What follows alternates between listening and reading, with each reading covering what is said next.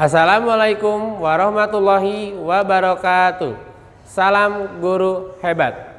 Pada video kali ini saya akan menyampaikan hasil demonstrasi kontekstual, yaitu hasil wawancara dengan kepala sekolah dalam pengambilan keputusan yang berhubungan dengan dilema etika. Nah, saya melakukan wawancara dengan dua kepala sekolah. Yang pertama adalah Ibu Haja Elis Sri Karyati, Kepala Sekolah SDA Salam Bandung. Yang kedua adalah Bapak Diki Munawar Sodik SPD, Kepala Sekolah SMP Islam Al-Azhar 64 Bandung. Demikian hasil wawancara kami. Selamat menyaksikan. Assalamualaikum warahmatullahi wabarakatuh. Waalaikumsalam warahmatullahi wabarakatuh, Pak Dodi. Selamat sore Ibu. Sore Pak. Apa kabarnya Ibu? Alhamdulillah di sore ini kita udah menyelesaikan tugas kita ya. Iya. Alhamdulillah masih bisa bertemu Pak Dodi. Iya, Ibu sebelumnya mohon maaf, saya mohon izin ya untuk mewawancara Ibu untuk menanyakan beberapa hal mungkin ya tentang pengalaman Ibu dalam pengambilan keputusan. Ibu boleh Bu? Boleh. Sambil di video nggak apa-apa ya Bu ya? Nggak apa-apa, mudah-mudahan ya ada sedikit pengalaman Ibu yang bisa diambil manfaatnya ya. Amin. Ibu begini Bu, Ibu kan selama ini mungkin selama memimpin di sekolah ya menjadi kepala sekolah, pasti kadang-kadang semua program kita ini ada yang berjalan sesuai dengan aturan gitu. Ada tiba-tiba di tengah perjalanan mungkin ada muncul kasus-kasus tersendiri gitu, sementara kasus-kasus itu kalau kita dilihat mungkin bisa aja mempunyai nilai benar gitu ya. Ketika itu kan menjadi dilema ya misalnya. Jadi kita harus milih salah satu nih dari kedua hal yang benar. Itu mungkin yang pertanyaan. Kedua ada juga kasus yang memang hanya mempunyai nilai benar aja gitu ya. Satu lagi tidak salah gitu ya. Tidak sesuai juga jadi masalah. Itu mungkin nggak terlalu masalah ya, nggak terjadi dilema. Tapi yang mempunyai nilai benar dan benar kadang-kadang kita menjadi dilema ya. Betul. Nah itu selama ini nih Bu ya, untuk memilah atau mengidentifikasi nih, ini kasus ini yang termasuk ke dalam dilema ITK gitu, yang punya nilai benar dan benar gitu ya, atau memang ini termasuk hanya bujukan saja gitu, yang mungkin hanya nilai benar dan salah. Bagaimana Ibu mengidentifikasi itu semua gitu seperti itu? Ya baik.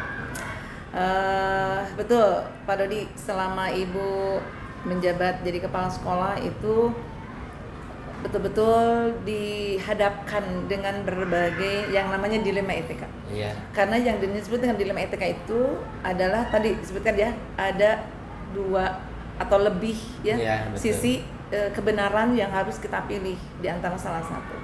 Beda dengan bujukan moral. Ketika bujukan moral itu memang sudah yakin ini benar, ini salah ya. Jadi dilihat juga mengidentifikasi apakah ini termasuk bujukan moral atau ini termasuk dilema etika. Ibu melihat dari segi nilainya juga, yang memang apakah ini sesuai dengan norma, sesuai dengan aturan atau tidak gitu. Ketika memang ini sesuai dan baik gitu ya. Nah, berarti itu dilema etika. Tetapi ketika ini mah baik dan ini benar, ini salah, tidak sesuai dengan aturan, berarti itu bujukan moral. Mungkin untuk identifikasi dilihatnya ke sana dulu gitu Pak Dodi ya, menentukan dulu mana dilema etika dan mana itu adalah bujukan moral gitu. Mungkin ini Bu selanjutnya nih, setelah Ibu tahu nih ini termasuk dilema etika gitu ya, ini termasuk hanya bujukan moral gitu. Nah, Ibu bagaimana nih dalam menjalankan pengambilan keputusannya, khususnya untuk yang masalah atau kasus-kasus yang memang punya nilai dilema etika, yang punya nilai benar-benar gitu ya Bu ya. Ini seperti apa Bu dalam mengambil keputusannya seperti itu? Dalam menjalankan keputusan itu tidak mudah Pak Dodi ya. Iya. Sudah diidentifikasi nih ya. Betul. Sudah yakin bahwa ini adalah dilema etika. Nah, setelah kita meyakinkan bahwa itu dilema etika, yang Ibu lakukan langkah-langkahnya itu satu, identifikasi yang tadi. Kemudian Ibu mencari fakta-fakta, nilai kebenaran yang ada di dalam masalah itu apa saja. Sedetail mungkin fakta-fakta itu kita kumpulkan dengan berbagai sumber ya, dengan berbagai sumber. Itu kalau di sekolah ya berarti pasti di lingkungan sekolah adalah sumber-sumber yang akan memperkuat masalah tersebut sehingga Ibu bisa untuk menentukan keputusan. Kemudian setelah itu, setelah fakta-fakta terbukti, Ibu pun memilah dulu ya, dari fakta-fakta itu sesuai atau tidak, mempertimbangkan gitu ya. Nah, setelah itu ibu sudah yakin masalahnya dan sebagainya, fakta-fakta sudah terkumpul, baru ibu mengajak musyawarah kepada rekan-rekan ibu. Karena di sini kebetulan di SDA Salam ibu tidak berdiri sendiri untuk kepemimpinan, ibu dibantu oleh beberapa para PKS ya. Ada kurikulum, kesiswaan, bagian humas ada, bagian keagamaan, gitu, bagian sarana itu ada, dan ibu juga dilindungi oleh yayasan. Nah, karena kita sekolah swasta ya Pak Dodi ya. Jadi ibu dilindungi oleh yayasan. Jadi ketika memang masalah itu sudah ibu dapatkan, fakta-fakta sudah ada. Oh, sekarang ibu musyawarahnya cukuplah. Misalnya dengan kurikulum, karena terkait dengan kurikulum, berarti dengan kurikulum saja. Tapi ini terkaitnya misalkan dengan humas, berarti musyawarah dengan humas. Tetapi ketika kita dihadapkan dengan masalah yang memang harus melibatkan yayasan, berarti ibu juga akan melibatkan yayasan, begitu. Jadi dilihat juga. Jadi tergantung dari masalahnya ya. Iya, gitu. Ini yang nilai kebajikan seperti apa, gitu, dari fakta-fakta itu, kayaknya mana yang lebih besar, mana ini. Gitu. Mungkin nih Bu, selanjutnya kan setelah Ibu tadi identifikasi, ketemuan fakta-faktanya, ada nggak prosedur atau langkah-langkah yang Ibu tempuh? Misalnya tahap pertama ini harus ini dulu, tahap kedua harus gini, atau gitu seperti ini, seperti apa? Langkah-langkahnya gitu selama ini. Kalau langkah-langkahnya betul yang tadi ya Pak Dwi ya. Jadi memang Ibu tadi identifikasi dulu, betul-betul itu apakah ini dilema etika atau itu adalah bujukan moral. Kalau sudah yakin dilema etika, ibu harus menguatkan untuk langkah ibu, yakni dengan berbagai fakta yang menunjangnya, segi positifnya, segi negatifnya, kemudian apakah ini bermanfaat untuk orang banyak atau untuk pribadi. Kemudian juga ibu tidak yang tidak ibu tinggalkan itu, ibu selalu untuk bermusyawarah dengan rekan-rekan ibu ataupun ibu bermusyawarah dengan litbang dan yayasan. Ketika memang musyawarah itu cukup berat dan harus melibatkan yayasan, ibu melibatkan yayasan. Tapi kalau memang masalahnya bisa dikendalikan di unit sendiri atau dengan hanya cukup dengan para PKS, alhamdulillah ibu bisa langkahnya cukup di lingkungan sekolah sendiri gitu dengan para PKS. Ibu dari masalah-masalah yang tadi yang paling dianggap efektif gitu ya. Dan menurut saya yang mana nih? Apakah harus dengan musyawarah yayasan atau musyawarah yang terkecil itu yang paling dianggap efektif seperti apa yang Ibu? Yang paling efektif itu adalah tetap dengan musyawarahnya Pak Rudi. Tetap dengan musyawarah, namun musyawarah itu ibu ajak untuk musyawarah itu sesuai dengan kasusnya. Kasusnya kalau terkait dengan personalia, ibu cukup dengan kepala TU atau bagian personalianya saja untuk aturan-aturan dan sebagainya. Tapi kalau misalnya terkait dengan kurikulum, berarti dengan PKS kurikulum. Jadi tetap yang lebih efektif adalah bermusyawarah. Namun musyawarah itu ada kalanya memang cukup dengan lingkup yang kecil, tapi ada kalanya juga ibu harus mengumpulkan semua para PKS, bahkan disatukan dengan yayasan. Kalau memang itu dilihat dari masalahnya juga yang cukup besar, begitu Tergantung Pak. masalahnya Bu ya. Bergantung masalahnya. Betul. Jadi tidak ada ini mah karena semua masalah ini yang paling penting enggak. Dilihat juga betul. Ibu nih selama Ibu mengambil keputusan itu ada gak yang menjadi tantangan gitu ya Bu ya? Tantangan Ibu nih selama mengambil keputusan khususnya kasus-kasus yang berhubungan dengan dilema etika tadi gitu. Betul. Tantangannya seperti apa sih Bu yang Ibu hadapi? Tantangan yang dirasa ibu selama ini, kalau di dalam SD sendiri ya Pak ya, karena sekarang kita masih ada guru-guru yang udah senior, ada juga guru-guru yang masih baru masuk ya, masuk. Nah, terkadang tantangan yang ibu rasakan itu yaitu kadang dari teman sendiri yang mungkin seusia ibu gitu ya. Jadi dia diharapkan oleh ibu positifnya banyak, namun dalam suatu saat pasti ada kasus yang dimiliki oleh dia sehingga ibu harus memutuskan yang terbaiknya gitu. Nah, tantangan yang dirasa ibu itu ya ada konflik ya Pak ya. Ketika memutuskan satu masalah, itu tidak semuanya bisa diterima dengan baik oleh yang bersangkutan. Ada kalanya ada pasti konflik Pak dengan kita gitu ya, yang memberikan keputusan. Kemudian juga ada kita itu bukan kewaswasan ya, tapi kita juga belum ada kepastian. Apakah yang keputusan yang kita lakukan itu apakah benar akan lebih baik ke depan? Ya, jadi harus dievaluasi lagi gitu. Sehingga keputusan itu benar-benar kita menjadi keputusan yang benar. Kemudian ada juga mungkin salah satunya itu ada tekanan sosial ya Pak ya. Si ibu mah pilih kasih, si ibu mah abong etam, nah seperti itu ya. Itu pasti ada gitu. Ketika kita memang harus menentukan di mana apakah kita harus berbuat jujur sejujur-jujurnya, atau kita juga ada etika yang harus kita pegang untuk kebaikan bersama. Kita juga kan harus menjaga moral seseorang ya Pak ya. Nah, sebagai pimpinan itu harus kita pegang. Tetap baik di depan mata orang lain, kita juga berlaku adil kepada semuanya gitu. Meskipun jujur kadang emosi itu apa yang namanya terungkit gitu ya, terkadang gitu. Bagaimana kita situasinya juga. Dan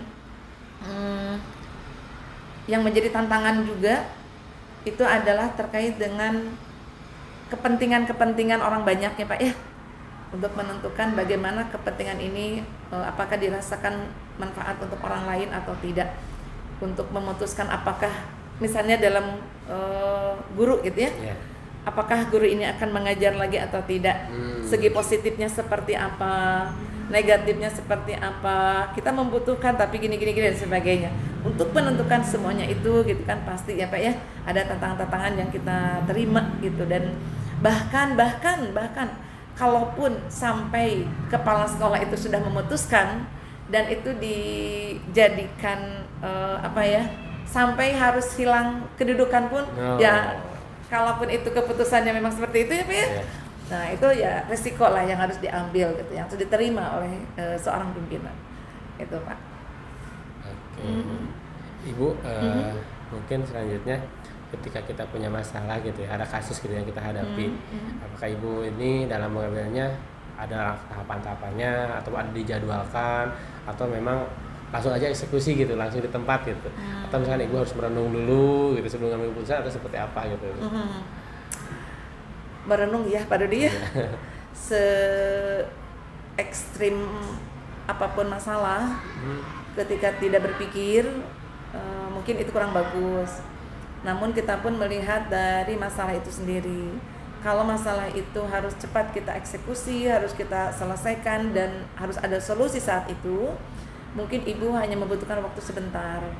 Dan itu harus cepat juga Pak Dodi, tidak dijadwalkan, namun dalam waktu yang dekat lah ya.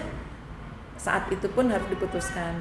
Namun ketika kita mendapatkan masalah atau dilema etika yang cukup besar dan masih bisa itu untuk diselesaikan dalam waktu yang cukup gitu ya, ibu menjadwalkan. Bahkan tahapan demi tahapan itu dilalui.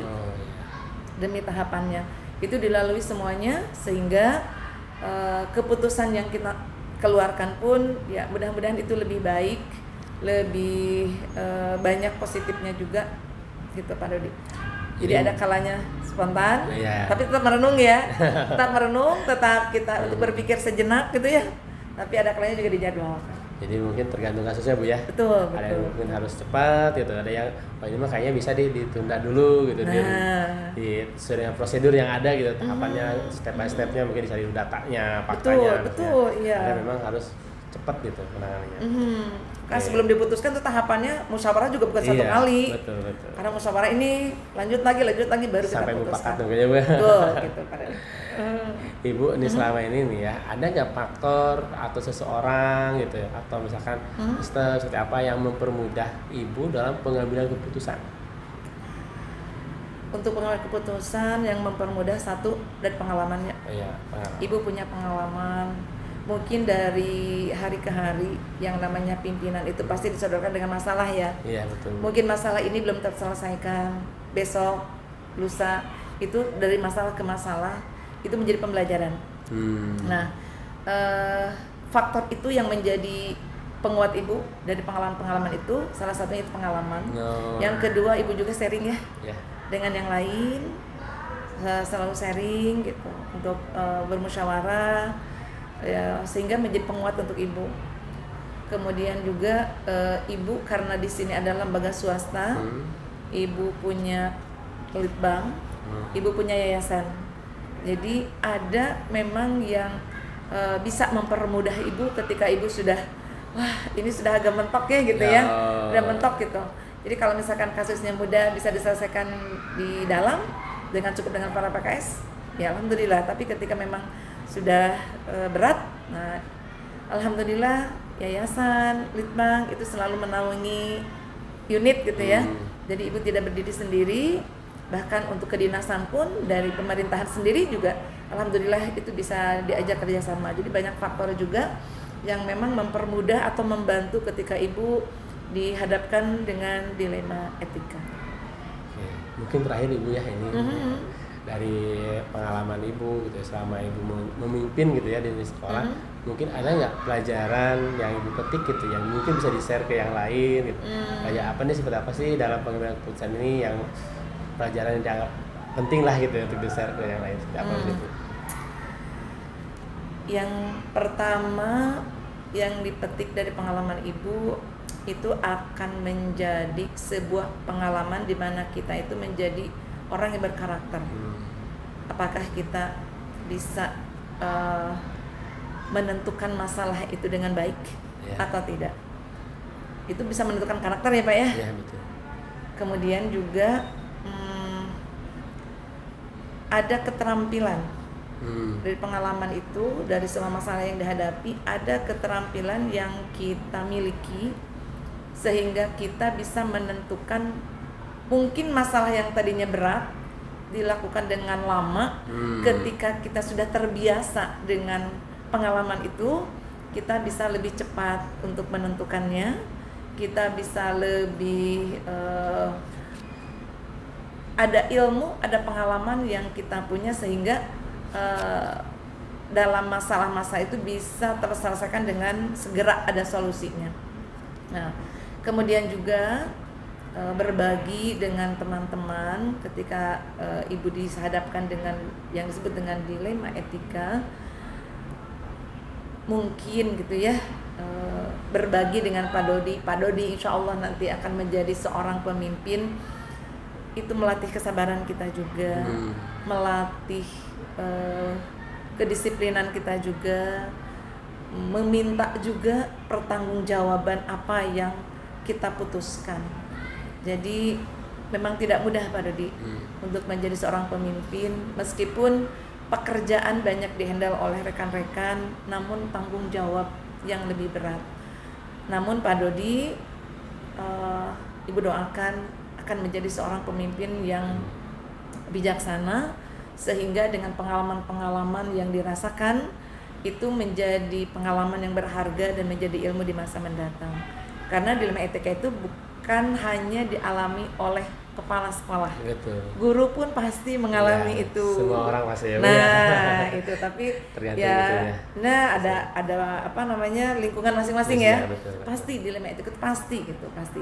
Dan itu membuat kita untuk belajar sabar, belajar untuk komitmen, belajar juga hal-hal yang ya banyak ilmu lah dengan sosial kita sehari-hari dengan teman-teman, dengan rekan kerja. Dan mudah-mudahan apa yang menjadi pengalaman ibu itu ada positifnya untuk Pak Dodi masa mendatang gitu ya. Bisa diambil meskipun hanya sedikit, langkah demi langkah, kemudian juga pengalaman-pengalaman yang baik Dan itu pun mungkin di antara dilema etika yang sudah Ibu lakukan, ada dilema etika yang hasilnya itu mungkin kurang memuaskan. Itu menjadi pengalaman untuk kita bersama. Itu aja pada dia mungkin ya. Ya, terima kasih banyak Ibu. Ibu udah banyak bercerita pengalaman Ibu, berbagi. Mudah-mudahan yang Ibu ceritakan ini bisa bermanfaat Ibu ya, khususnya buat saya dan juga mungkin buat yang lain juga. Sekali lagi terima kasih banyak atas Ibu memberikan waktunya. Mohon maaf Ibu atas segala kekurangannya, mungkin ada perkataan saya yang kurang berkenan gitu ya. Sama-sama, ada kata-kata yang ya kurang pas gitu. Sekali lagi saya mohon maaf Ibu. Sekali lagi terima kasih banyak ya Bu ya. Sama-sama Bapak, sukses selalu ya Bapak ya. Amin. Semoga Bapak juga dalam menjalankan aktivitas, semua tugas-tugas yang dibebankan untuk Bapak bisa diselesaikan dengan baik dan Bapak bisa berkarya lebih banyak lagi. Bapak sukses menjadi guru penggerak dan bisa dimanfaatkan ilmunya di SD Al-Salam ini. Ibu, sekali lagi terima kasih banyak ya Bu. Ya, sama-sama, Ibu sehat-sehat selalu Ibu ya. Amin. Terima kasih. Assalamualaikum warahmatullahi wabarakatuh. Waalaikumsalam warahmatullahi wabarakatuh. Warahmatullahi wabarakatuh. Waalaikumsalam warahmatullahi wabarakatuh. Selamat sore Bapak, gimana kabarnya hari ini? Alhamdulillah Pak Dodi sehat. Gimana Pak Dodi sehat? Alhamdulillah Bapak, hari ini saya cukup sehat ya. Bapak mohon maaf nih mengganggu waktunya mungkin sebentar ya. Saya ingin wawancara Bapak. Boleh ya Bapak ya? Mangga Pak Dodi. Begini Pak, sebetulnya ya. Iya. Sebelumnya saya ucapkan terima kasih Bapak atas waktunya. Bapak dan mungkin di sini saya ingin berbagi ya mendengar cerita-cerita Bapak gitu ya, pengalaman Bapak menjadi kepala sekolah, khususnya dalam pengambilan keputusan Pak Diki ya. Tapi sebelumnya Pak Diki ini kepala sekolah di mana Pak Diki? Saya itu sekarang diamanahi menjadi kepala sekolah di SMP Islam Al Azhar 64 Bandung. Lokasinya di Podomoro, Kabupaten Bandung. Alhamdulillah ya Kang ya. Alhamdulillah Pak ya, sekarang menjadi dapat amanah ya menjadi kepala sekolah. Bapak, betul. Iya, tentunya ya Pak ya, selama menjadi kepala sekolah mungkin pasti ada ada hal-hal gitu ya yang tidak sesuai dengan apa yang direncanakan kita di awal. Betul. Ya, ada kasus-kasus yang muncul gitu ya kan. Baik itu yang kasus yang memang kalau kita lihat mungkin kasus-kasus tersebut agak dilema juga ya dalam memutuskannya. Karena mempunyai nilai kebenaran kedua belah pihak gitu. Ada juga mungkin ya kasus-kasus yang bisa dilihat, oh ini satu sisi benar, satu sisinya lagi memang tidak sesuai aturan, tetapi sudah menjadi kebiasaan gitu ya Pak ya. Mungkin ada disebut kalau dalam bahasa sekarang disebut dengan dilema ITK dan bujukan moral mungkin gitu. Nah gini Bapak, sebetulnya sih yang ingin saya tanyakan gini Pak. Nah selama Bapak menjabat sebagai kepala sekolah, untuk mengidentifikasi atau mengkelompokkan gitu ya dalam kasus-kasus yang muncul ini termasuk dalam dilema ITK, ini termasuk dalam bujukan moral. Yang langkah Bapak lakukan itu seperti apa ini untuk mengidentifikasi kasus-kasus tersebut, Pak? Oh siap, Pak Dodi, mudah-mudahan terdengar ya suara saya. Alhamdulillah Bapak terdengar. Alhamdulillah. Pertanyaannya memang cukup cukup teknis. Pertanyaan dari Pak Dodi itu tadi cukup teknis karena memang banyak hal yang pada akhirnya di lapangan itu secara ya dilema etika tadi ya, kasus-kasus yang mempunyai nilai positif yang sama atau punya nilai bahasanya ya kalau kebijaksanaan yang sama yang harus dihadapi dan memang di luar dari perencanaan yang paling susah itu memang kalau boleh cerita sedikit mengidentifikasinya ya Pak Dodi ya. Betul Bapak, susah banget diidentifikasinya, harus perlu pendekatan yang komprehensif karena memang pada akhirnya melibatkan aspek-aspek yang lain gitu, tidak hanya aspek sebagai kepala sekolah tapi aspek manajemen, terus juga dalam kebijaksanaan seorang pimpinan dalam mengambil keputusan yang pada akhirnya akan berdampak kepada komunitas sekolah atau kepada sivitas akademika mungkin ya bahasanya secara keseluruh. Nah biasanya yang dilakukan itu gimana sih supaya kita paham atau bisa memilah tadi ya gitu. Yang pertama memang itulah kenapa kalau seorang guru itu harus basicnya dari pendidikan, Pak Dodi. Kenapa? Karena pemahaman mendalam tentang inti pendidikan seorang guru itu pasti sudah diajarkan jauh-jauh hari ya ketika disiapkan menjadi guru. Makanya salah satu syaratnya itu paham dulu tentang etika pendidikan. Prinsip-prinsip etika yang berlaku di dunia pendidikan itu harus paham. Misalnya termasuk dalamnya keadilan, terus integritas, tanggung jawab, kepedulian terhadap kesejahteraan baik siswa ataupun guru gitu. Nah, itu yang pertama tuh etika pendidikan. Kemudian selanjutnya seorang kepala sekolah harus, yang saya rasakan nih, yang saya alami, harus mau mendengarkan keluhan dan memberikan feedback gitu, atau juga menerima feedback. Dengarkan keluhannya, umpan baliknya baik dari guru, dari siswa, dari tata usaha, pokoknya dari orang tua apalagi gitu ya, sebagai user lah bahasanya. Nah, tujuannya buat apa? Supaya bisa mengidentifikasi masalah yang mungkin tadi itu memiliki dimensi atau apa yang pada akhirnya akan menjadi dilema gitu. Makanya harus sering banget tuh mendengarkan keluhan itu, tidak menutup mata. Kemudian juga yang selanjutnya di versi saya harus mau menyelidiki secara mendalam, bukan mengorek sebetulnya ya, bahasanya menyelidiki itu. Jadi supaya tahu indikasi masalahnya itu ada di mana. Perlu apalagi ketika terjadi permasalahannya, Pak Dodi, biasanya seorang kepala sekolah, saya biasanya harus melakukan penyelidikan menyeluruh. Gimana caranya mengumpulkan informasi gitu. Kumpulin informasi dari berbagai sumber, tidak hanya dari satu sisi. Termasuk dalamnya bisa saja bentuknya mungkin bukan wawancara atau ya wawancara mah kesannya teh, dan bukan investasi juga, pokoknya menggali informasi dengan cara ngobrol dengan pihak-pihak terkait, dan memang harus melihat tinjauan dokumen atau ada data nggak, by data atau tidak. Si penyelidikan itu harus ada datanya, tidak hanya sekedar katanya gitu. Terus setelah itu kita evaluasi kebijakannya, karena biasanya dilema etik itu lahir dari kebijakan yang mempunyai dua sisi yang ambigu gitu. Abu-abu mungkin ya Pak ya. Yang abu-abu gitu. Nah, identifikasi dulu nih gitu. Apakah betul? Khawatirnya si kebijakan itu memang menghasilkan dilema etika pada akhirnya. Makanya identifikasi dulu konfliknya gitu. Apa sih yang membuat jadi ada dua tanggapan? Jadi bisa jadi dari kebijakan gitu ya. Bisa jadi karena dulu ketika membuat kebijakan itu ada kepentingan yang lain gitu. Makanya lihat apa kebijakan yang menimbulkan konflik kepentingan ini. Bisa saja mungkin masalahnya ada di murid, ada di guru, ada di tata usaha, atau di orang tua.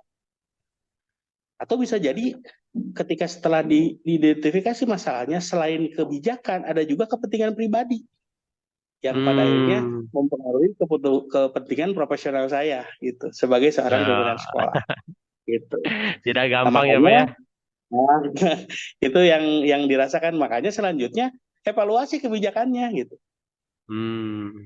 Evaluasi kebijakan dan prosedur sekolahnya, sistem sekolahnya, budaya sekolahnya seperti apa. Untuk memastikan bahwa memang ada sisi keadilan dan konsisten. Jangan sampai ketika membuat kebijakan malah memberatkan satu pihak. Karena memang kalau pengen adil itu nggak bisa satu kali ya Pak Dodi, kalau menurut saya di kegiatan-kegiatan atau dalam pengelolaan sekolah, kebijakan yang tidak adil atau tidak jelas itu ya itu yang akhirnya menyebabkan dilema etika gitu. Jadi ya harus mau mengevaluasi kebijakan sendiri itu, jangan mentang-mentang saya jadi kepala sekolah seolah-olah keputusan saya itu mutlak, dan untuk tidak mau mengevaluasi kebijakan etika saja sudah bertentangan tuh dengan yang pertama yang saya bilang itu mau menerima feedback, itu udah bertentangan. Nggak mau menerima kritikan, nggak mau menerima masukan, ya mana mungkin saya bakal mau mengevaluasi kebijakan saya. Prosedurnya ngerasa paling benar aja karena bagus buat saya, menguntungkan buat salah satu pihak guru. Padahal ketika dievaluasi melahirkan itu tadi ya, dilema etika gitu. Terus ada lagi. Nah, bagaimana caranya supaya kita bisa mengevaluasi kebijakan dan prosedur sekolah atau budaya sekolahnya, tradisi sekolahnya? ya lakukan diskusi terbuka, ngobrol Ya, dengan betul, betul, pemimpin. betul. Kalau di kami di Al Azhar itu bukan wakasek namanya, pendamping kepala sekolah atau wakil kepala sekolah, ada namanya staf urusan. Oh, Ada oh koordinator, gitu ya. koordinator keagamaan, koordinator kurikulum, koordinator kesiswaan, koordinator ketahanan sekolah, ada 4 koordinator gitu. Nah, Hmm. lakukan diskusi terbuka sekurang-kurangnya dengan mereka gitu. Timnya, nah itu kan makanya tim pengembangnya itu kan kalau di Al-Azhar itu mereka tuh yang punya jabatan sebagai koordinator kurikulum, mereka adalah tim pengembang sekolah. Diskusi dengan mereka secara terbuka. Kemudian kalau di sini karena kebetulan kerjasama, diskusi dengan tim manajemen untuk mengevaluasi, terus membahas situasi yang menimbulkan dilema etika tadi. Artinya ketika diskusi terbuka membahas dilema, berarti kan ada yang dievaluasi ya, pada dia. Iya, betul, betul, Apa betul. yang dievaluasi? Ya kebijakan-kebijakan pimpinan sekolah dong. Dan Iya.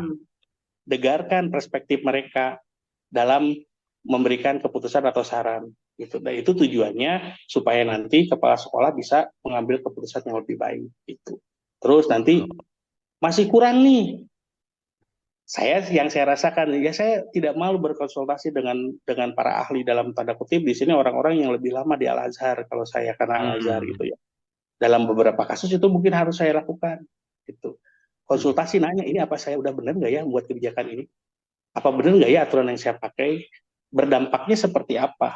Nah, kadang-kadang yang saya rasakan ada godaan ya, Kang Dodi ya, kalau sudah punya jabatan teh, Iya. merasa paling tinggi, saya emang ngapain nanya-nanya gitu, dan kepala sekolahnya juga saya.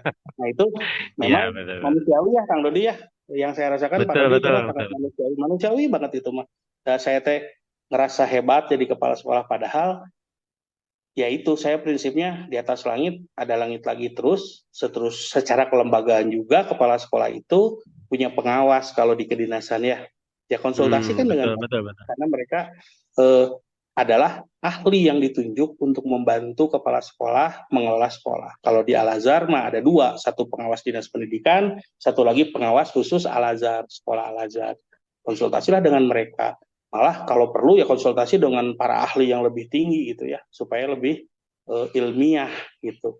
Dalam tanda kutip kan ilmiah itu bisa dipertanggungjawabkan gitu ya, Kang Dodi, bisa dipertanggungjawabkan. Lalu ketika membuat keputusan setelah mengevaluasi yang dilema etika itu, pertimbangkan juga apakah konsekuensinya ada berjangka panjang atau tidak. Dampaknya ada jangka panjangnya seperti apa, keputusannya itu yang kita ambil itu apakah berjangkanya panjang atau hanya sebentar saja, atau hanya cukup meredam masalah saat itu saja.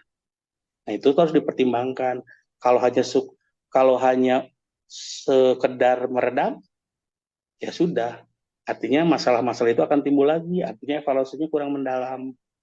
Tapi bisa saja di beberapa kasus itu tuh Pak Dodi jadi solusi yang taktis gitu ya. Udahlah diredam dulu aja. Tapi yang paling baik itu pertimbangkan konsekuensi jangka panjangnya. Apakah evaluasi ini akan berdampak panjang dari setiap keputusan yang diambil. Nah, pertimbangan juga apakah keputusan yang dibuat itu akan mempengaruhi kepercayaan dan integritas sekolah gitu. Baik itu kepercayaan guru kepada kepala sekolah, orang tua murid kepada sekolah gitu. Itu harus dipertimbangkan juga karena mungkin kadang-kadang kesannya sepele ya, Kang Dodi, misalnya gara-gara kita salah naruh siswa gitu. Yang misalnya dari kelas 7 ke kelas 8 anaknya itu pengennya masuk kelas tahfidz, tapi kemampuannya bagus di kelas prestasi misalnya. Harus dipertimbangkan dengan baik. Nah, itu positif dua-duanya, masuk kelas tahfidz dia memang bagus hafalannya gitu. Masuk kelas prestasi juga bagus dia. Itu kan salah satu dilema ya yang positif gitu ya, dilema yang positif. Ya, betul. Lihat jangka panjang. Makanya tadi itu wawancara dan sebagainya. Nah, yang paling utama salah satu kalau sebagai sekolah itu ketika masalahnya berkaitan dengan siswa harus memprioritaskan kesejahteraan atau kebermanfaatan untuk murid atau siswa. Dalam setiap keputusan, ketika konfliknya itu, dilema etikanya itu berhubungan dengan kepentingan siswa, maka setiap keputusan prioritas utamanya harus selalu kesejahteraan atau kebaikan buat siswa. harus memastikan tuh bahwa keputusan yang saya ambil nantinya tidak merugikan siswa secara fisik, emosional atau akademis. Tuh, itu makanya saya tadi salah satu contohnya ngasih contoh positifnya, apakah kalau di Al-Azhar kan ada kelas tahfidz, kelas unggulan gitu ya bahasanya. Dua-duanya mampu, anaknya mau masuk kelas tahfidz, tapi orang tuanya bilang pengen masuk ini, konsultasilah ke guru, ke wali kelas sebelumnya. Itu kan dilema sebetulnya. Karena dua-duanya butuh. Nah, itulah diperlukan. Jangan sampai ketika anaknya memang mau masuk kelas tahfidz, tapi kita paksa masuk ke kelas akademis, maka kepercayaan si anak akan menurun. Walaupun mungkin kalau dimasukin kelas akademis, misalnya sekolah jadi apa? Jadi bagus, gitu. Karena si anak ini berpotensi membawa prestasi ke sekolah yang banyak. Gitu. Itu kalau ini ya salah satu. Terus ada lagi misalnya contoh ini mah kasus tadi kan kasus penempatan siswa ya Kang Dodi, ini kasus plagiarisme guru misalnya. Biasa gini kan guru mah suka judulnya ATP tapi tidak gitu ya. Katanya amati tiru dan modifikasi gitu ya. Tapi ini mah amati tiru tanda tangan langsung gitu kan. Nah, itu kan sebetulnya plagiarisme ya. Gitu. Metode pembelajaran, administrasi. Nah, kepala sekolah juga tidak boleh langsung menjudge. Langsung, Bapak SP atau Ibu SP nih, ini punya orang nih RPP-nya dari SMP mana asalnya gitu. Nama kepala sekolahnya diganti, tapi nama sekolahnya enggak gitu ya gitu. Nah, itu kan sebetulnya, apalagi ketika didengar oleh guru yang lain, itu kan sebetulnya merusak reputasi guru. Gitu. Nah, carilah solusi. Bagaimana caranya tetap bisa mempertahankan integritas guru tersebut, gitu. Makanya harus ada standar integritas juga, gitu. Jadi tidak bisa. Tapi memang hari kasus yang masalah itu mah kayaknya teh sudah jadi hal yang umum gitu ya, Kang Dudi ya.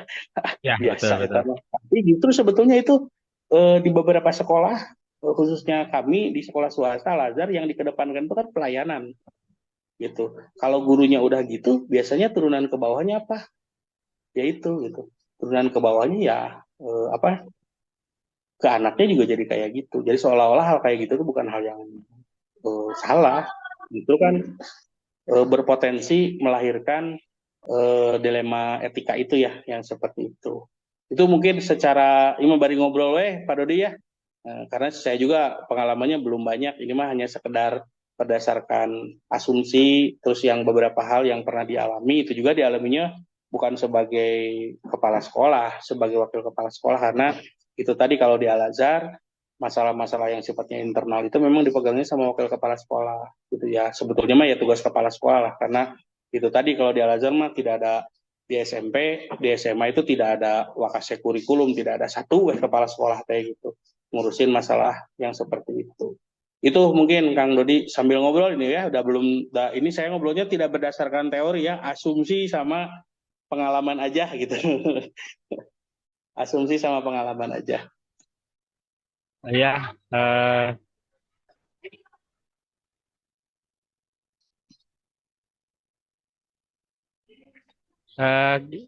Begini Pak Diki, selanjutnya mungkin bagaimana yang Pak Diki jalankan ya dalam pengambilan keputusan di sekolah, khususnya untuk kasus-kasus yang dilema etika tadi gitu. Maksudnya tindakan yang dilakukannya, teknisnya mungkin ya, Kang Dodi ya? Iya, lebih ke teknis pengambilan keputusannya mungkin seperti apa gitu. Tadi sebetulnya udah dijabarkan ya begitu panjang lebar gitu ya tentang pengambilan keputusan yang dilakukan oleh Pak Diki sebagai kepala sekolah mungkin di sekolah Al-Azhar ini. Jadi selama ini mungkin apakah dalam menjalankan keputusan ini ada tahapan, ada prosedur atau langkah-langkah ya, seperti apa, step by stepnya gitu Pak. Mungkin seperti itu Pak Diki. Mangga seperti apa? Dicoba dirunut nih sambil mengingat ini ya. Yang paling pertama itu urutannya saya ngumpulin informasi utuh dulu Pak Dodi. Informasinya harus diterima dengan utuh, ada bukti, tidak katanya. Gitu. Kalau memang itu keluhan terkait itu, misalnya dari siswa atau dari orang tua murid, minimal ada bukti catnya. Terus pengumpulan faktanya, gitu. harus relevan tuh, apa nih masuknya dari wawancara. Pokoknya intinya pertama itu yang dilakukan identifikasi masalah dulu ya, identifikasi masalah, ngumpulin informasi, fakta-faktanya apa aja, informasinya itu ya harus berdasarkan fakta tadi. Terus lihat situasinya, analisis situasinya mungkin ya, di analisisnya siapa aja, maksudnya gini, ini situasi itu siapa aja nih yang terlibat. Terus yang selanjutnya dalam analisis situasi, identifikasi sebetulnya apa sih yang dipertentangkan. Karena kadang-kadang ada gini juga Pak Dodi, dua-duanya bagus, dua-duanya tidak bertentangan, tapi karena kalimat yang disampaikannya berbeda, jadi ngerasa beda gitu. Beda padahal mah enggak, makanya identifikasi dulu, apa nih prinsip yang bertentangannya. Terkadang ada guru juga karena egonya masih besar, biasanya teman-teman guru yang masih pada muda ya, idealis kan, kadang-kadang suka bertentangan padahal mah esensinya sama gitu. Makanya poin yang kedua itu analisis dulu situasinya, identifikasi siapa yang terlibat. Terus yang selanjutnya dalam analisis itu identifikasi nilai dan prinsip apa, ini apa yang jadi pertentangan itu apa. Terus yang ketiganya evaluasi pilihan yang ada, opsi-opsi yang mereka sampaikan itu evaluasi dulu, apa dampaknya, pertimbangkan dampaknya di evaluasi itu, jangka pendeknya apa, jangka panjangnya apa gitu dari setiap pilihan yang diberikan. Dan analisis konsekuensinya, artinya yang negatifnya apa, kira-kira kalau ini dilakukan negatifnya apa, kira-kira kalau ini bagus apa gitu. Jadi pertimbangkan dampaknya lewat dalam bentuk evaluasi. Nah selanjutnya diskusi dan konsultasi. Itu tadi yang tadi diskusi dengan tim. Kalau di sini, kalau di Al-Azhar dengan tim tadi, diskusikan dengan tim. Bagusnya opsi yang mana nih? Karena kepala sekolah walaupun pimpinan sekolah bukan one man show gitu. Tetap harus ada pertimbangan tim. Lalu yang tadi itu konsultasi sama para pengawas. Terus di diskusi itu libatkan juga komunitas. Misalnya kalau di sini bukan komite jamiah namanya pertimbangkan mereka juga, ajak mereka, kasih ruang untuk memberikan pendapat. Gitu. Gimana nih bagusnya? Tapi yang nggak terbuka gitu ya. Kalau untuk konsultasi yang diskusi ini, kalau melibatkan komunitas luar jangan terbuka. Pilih aja, misalnya kalau di sini jamiah ketuanya aja ajak diskusi. Dampaknya kira-kira kayak gimana nih ke orang tua murid yang lain kalau opsinya gini. Nah biasanya itu dilakukan. Nah baru yang terakhir ketika pengambilan keputusan, pilih opsi yang paling sesuai dengan prinsip dan kebijakan sekolah. Walaupun bisa jadi sama-sama bagusnya, itu kayak contoh yang tadi, kelas tahfidz atau kelas prestasi sama-sama bagus. Tapi lihat nilai etikanya. Gitu. Nah, yang terakhir, ini yang susah dan saya pun sampai sekarang masih banyak belajar dan saya pikir kebanyakan pimpinan sekolah atau guru pun masih susah.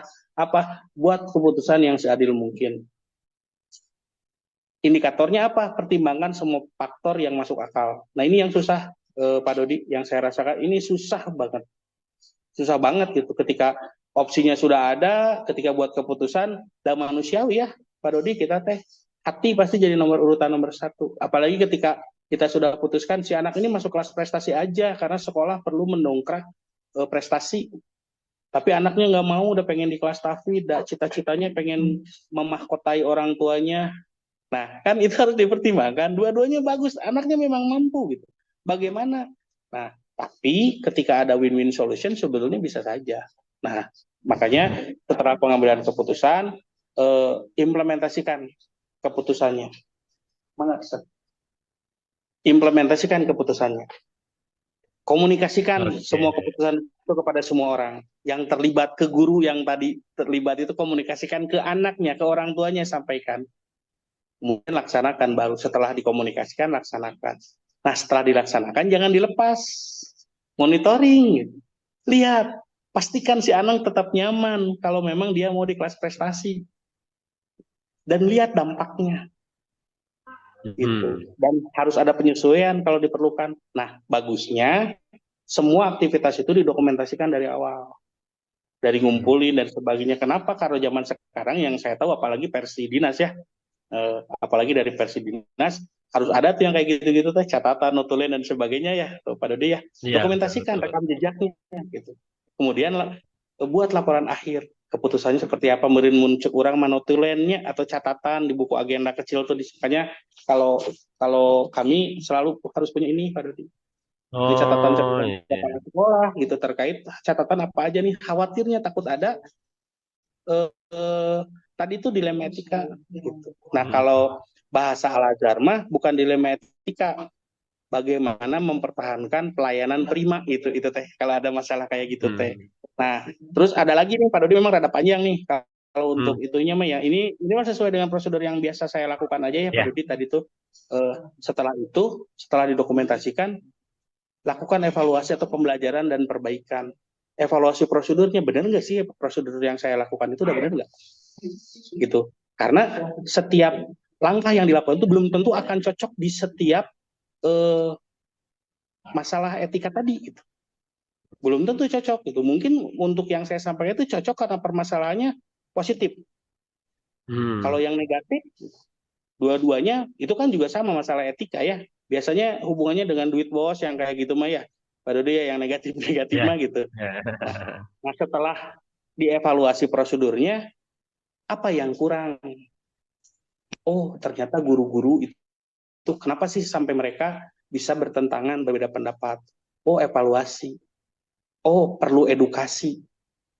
Apa berikan pelatihan yang menurut, oh ternyata harus diberikan pelatihan tentang manajerial kegiatan, manajerial sekolah, manajerial kelembagaan dan sebagainya. Oh, ternyata anak-anak juga sama harus diberikan pelatihan tentang etika, penyelesaian masalah ketika masalah etika itu muncul, supaya tidak terulang lagi. Itu sih prosedurnya. Nah, Pak meni cepetang misalnya, nah itulah standar yang biasa memang harus dilakukan oleh kepala sekolah di Al-Azhar, Pak Dodi. Kalau bahasanya di kami adalah pelayanan prima. Makanya tadi karek gesa kedap jadi kepala sekolah meni cepetang. Ya karena itu standar yang harus dilakukan. Selama jadi wakil kepala sekolah itu kita dilatih untuk itu, Pak Dodi gitu. Dilatih untuk itu. Makanya ketika ada masalah tuh saya tinggal lihat Pak Rimbon aja mana nih yang udah disampaikan, dan itu memang standarnya seperti itu. Standarnya seperti itu harus dilakukan sehingga meminimalisir kurangnya pelayanan prima yang diberikan oleh kepala sekolah kepada guru, kepada orang tua murid, dan khususnya kepada murid gitu. Kayak kalau di Al-Azhar bahasanya bukan peserta didik, murid gitu. Terjemahan tino bahasa Arab gitu ya. Ilmi jadi harus murid, bukan peserta didik supaya lebih mengena. Nah, itu Pak Dodi kalau saya mah yang dilakukan itu. Oh ya, begitu lengkap ya Pak ya. Ya, insya Allah karena ada Pak Rimbonya. Nggak siap. Singkat aja mungkin terakhir ini yang merupakan ada nggak tantangan selama ini gitu ya dalam pengambilan keputusan yang Bapak lakukan gitu, tantangan yang mungkin terberat gitu. Singkat aja mungkin Pak. Dua nih Pak Dodi, saya kasihnya tantangan terberat itu di sekolah swasta itu orang tua itu konsumen. Kadang-kadang meyakinkan konsumen terhadap satu keputusan yang kita berikan itu susah. Itu satu. Ya, betul. Yang kedua di guru atau di karyawan. Kadang meredam dan memahami emosi guru dan karyawan itu bukan hal yang mudah. Itu kalau kita salah memberikan perhatian, penilaian guru karyawan terhadap gaya kepemimpinan itu akan terlihat. Nanti kan mereka menilai karena gaya kepemimpinan itu bukan disampaikan sebetulnya Pak Dodi, tapi dirasakan. Gaya kepemimpinan kepala sekolah itu bukan dilihat atau ngomong saya itu kepemimpinannya gini enggak, tapi dirasakan. Makanya dua. Yang pertama meyakinkan kepada orang tua bahwa keputusan itu untuk yang terbaik untuk anak-anaknya. Yang kedua itu memahami karakter guru. Itu yang paling sampai sekarang saya juga masih banyak belajar. Alhamdulillah Pak Diki ya terima kasih mungkin waktunya Pak ya. Tidak terasa nih banyak hal yang saya dapatkan dari pengalaman Pak Diki, mudah-mudahan juga bermanfaat ya. Dan Pak Diki juga sukses terus nih di Al-Azharnya, semakin maju, semakin berkembang. Mungkin gitu aja ya Pak ya. Sekali lagi saya ucapkan terima kasih atas waktunya. Nuhun Pak Diki ya. Assalamualaikum warahmatullahi wabarakatuh. Demikianlah hasil wawancara saya dengan kedua kepala sekolah. Mudah-mudahan dapat bermanfaat untuk kita semua. Terima kasih. Assalamualaikum warahmatullahi wabarakatuh.